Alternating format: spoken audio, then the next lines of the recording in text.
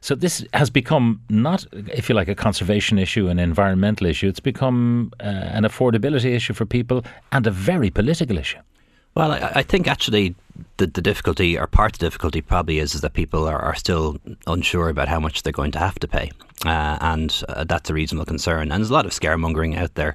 I know in my own constituency, some of the left-wing elements are going around telling people they're going to pay €1,000 a household, whereas we actually know the average bill for a household is going to be around €250.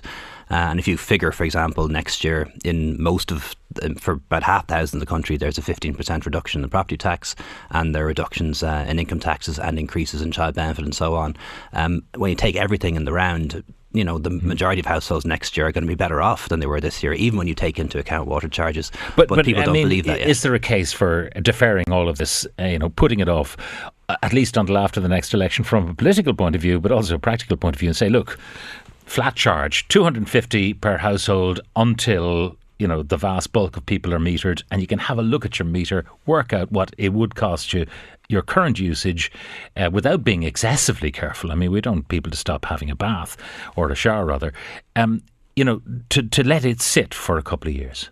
But look, there's a number of options under consideration. The plan already is that people will pay the assessed charge for the first couple of months. Yeah. So you'll get a chance to see how much you're running up on your meter, a chance to see if there's any major leaks and so on before the actual metering kicks in already. So that potentially could be extended. But I think it's important that we get the metering in as a concept pretty soon. And I actually think that Irish people will respond to metering very well. But the rush to meter, the programme of metering was so ambitious in terms of its speed, and obviously the contractors are delighted, work for them, even sometimes when they're hassled by protesters. But did we need to attempt to do it so fast?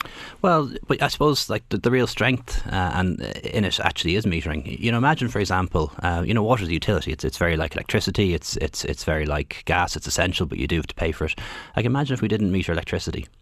Can you imagine how much electricity people would use and waste? How many new power plants we'd have to build that we didn't really need? The same applies to gas. So, metering makes a lot of sense.